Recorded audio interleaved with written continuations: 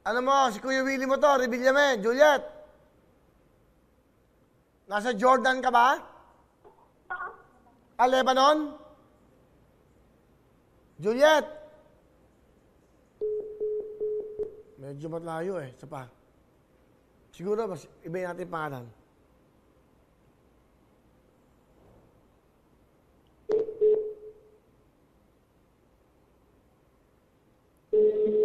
Yan. Hello po. Juliet? Hello po. Good evening. Good afternoon. Oo.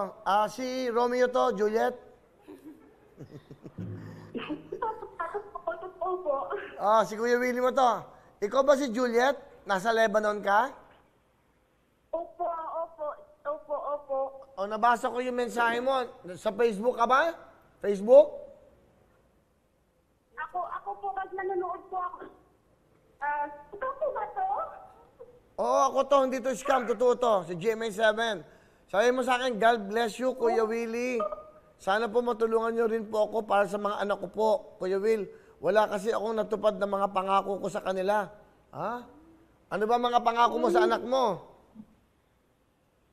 Kasi po, Kuya Will, yung sitwasyon ko ngayon po dito sa Lebanon, isang taon na po ako walang trabaho. Ano ba dati mong trabaho dyan sa Lebanon? Domestic helper po. Nag-message ka sa akin. Opo, Kuya Will. Actually po, araw-araw po ako nanonood sa inyo. Nanonood po ako, 2 phone ko po na pinapanood ko. Tapos yung isa po nasa YouTube. So, dalawa yung phone mo, isa YouTube, isa Facebook. Opo. Opo, opo. Kasi yung sitwasyon po namin ngayon, nakapalista na po ako sa embassy po natin. Hinihintay ko na lang po na maisama ako sa pre-repatriation pa uwi ng Pinas po. Pero kailan ka ba huling umuwi ng Pilipinas? Ano po? Kailan ka ba huling umuwi dito sa atin? Ano po kasi napunta po ako dito sa Lebanon noong 2019 po. Ano po? 2019 po. Ilan ba anak mo? 2 po, Kuya Will. Actually po, nag-message ako ulit sa'yo ngayong araw kasi ngayong araw po, birthday ko po. Birthday mo ngayon? Opo, nag-message po ako sa'yo na sana po ito na yung maka-birthday gift po.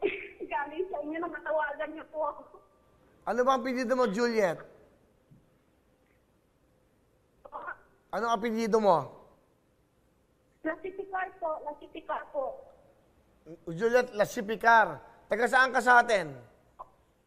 Sa Iloilo, Kuya Will. Saan? Taga saan ka dito sa Pilipinas?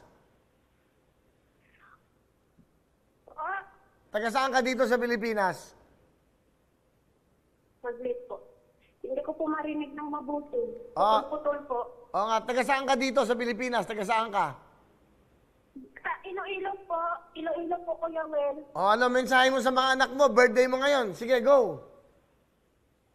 Po? Ano gusto mo sabihin sa mga anak mo? Saglit po, Kuya Will. Hindi ko po masyado marinig. Putol-putol po. Sabi ko, Nanonood po kasi ako sa YouTube. sige. Ano gusto mo sabihin sa mga anak mo? Kasi yung mga anak ko po, Kuya Will, dati po kasi nag-Singapore po ako. Hindi din ako naswerte doon, nauwi din ako. Kasi pangarap po nila na magkasama po kami 3 kasi single mom po ako. Okay, anong gusto mo sabihin sa kanila? Juliet. Kasi gustong-gusto na po nila akong umuwi, Kuya Will. Sabi ko, hintay lang kasi hinihintay ko pa na masama ako sa pre-repatriation ng embassy. Kasi po, hindi rin, sinasabihan ko sila po na manood, araw-araw dyan ng tutugtuin sa inyo po. Kasi sabi ko, araw-araw ako nanonood dito sa'yo. Sabi ko, nagmiminsahe ako, baka sabi ko, matulungan tayo ni Mulong.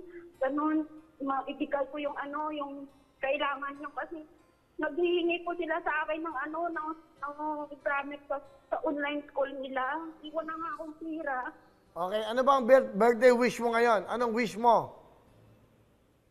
Sana po, na, na makasama ako sa pag-uwi na pauwi sa Pinas at maibigay ko yung yung kailangan ng mga anak ko sa school at makatayo kami ng sarili namin bahay kahit mubo lang, Kuya Will. Okay. O sige, Juliet, ganito na lang. Kuya Will. Okay. O to, bibigyan kita ng 30,000 ha? 30,000. Okay? Okay, salamat po, Kuya Will. Bali yung 10,000 bigay ng Lux White, dinagdagan ko ng 20,000. O sige. Ano gusto? Maraming salamat po. Kanino ko pa dadala to? Sa mga anak mo? Tatawagan ka namin mamaya. Sa iyo ba to? Sa mga anak mo? Gusto ko sana, kasi yung anak ko doon hindi pa makatanggap ng ng pera, Kuya Will, kasi yung panganay ko, gusto ko na sa... Okay. O ganito na lang, Juliet, para hindi na magka-problema. Padadala namin sa iyo to. Tatawagan ka, pagtawag, interviewin ka para malaman namin totoo. Ngayon, padadala namin sa iyo to, dollars na.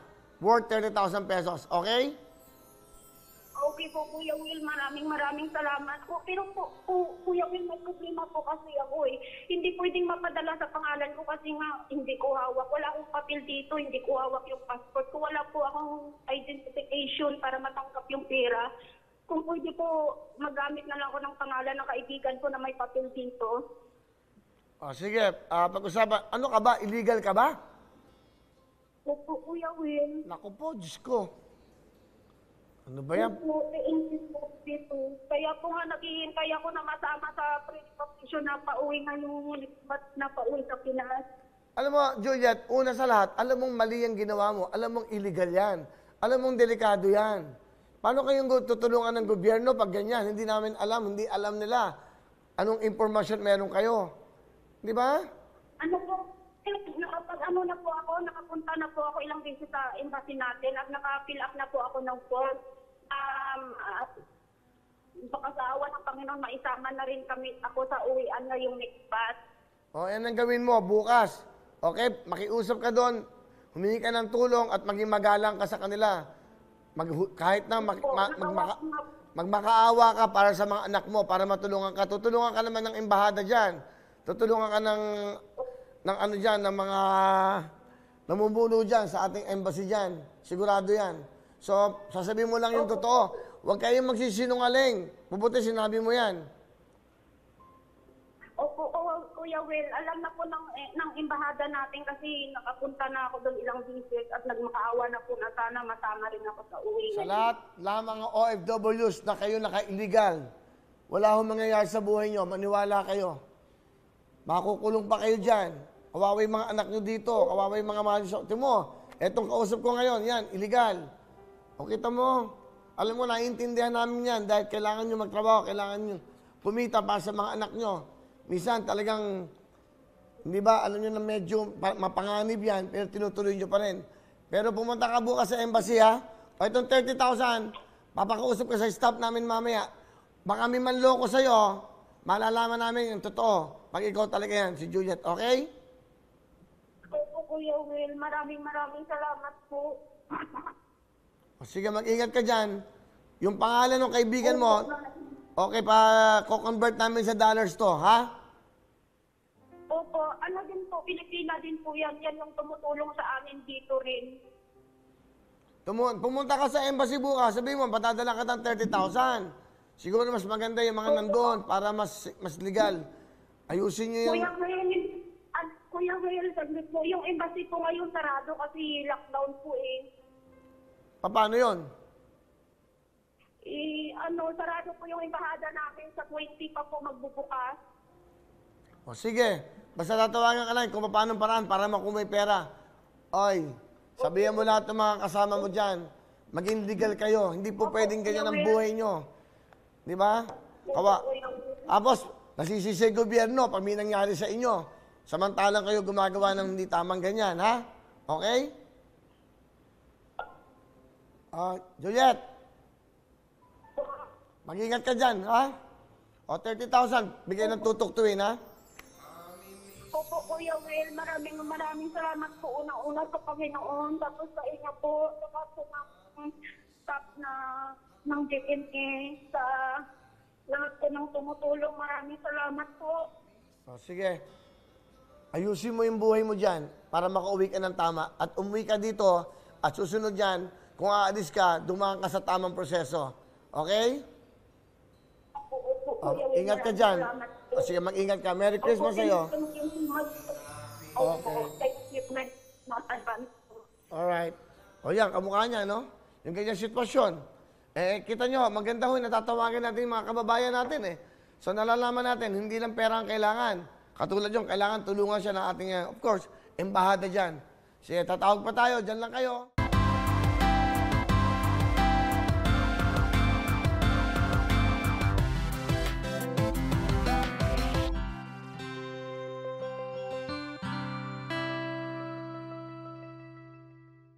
Hello everyone! Mga kapuso, I'm Donita Knows. Nagustuhan niyo ba ang video na to? Marami pang hinanda para sa inyong lahat. Kaya mag-subscribe lang sa official YouTube channel ng Wawa Win. Don't forget to hit the bell button para lagi kayong updated.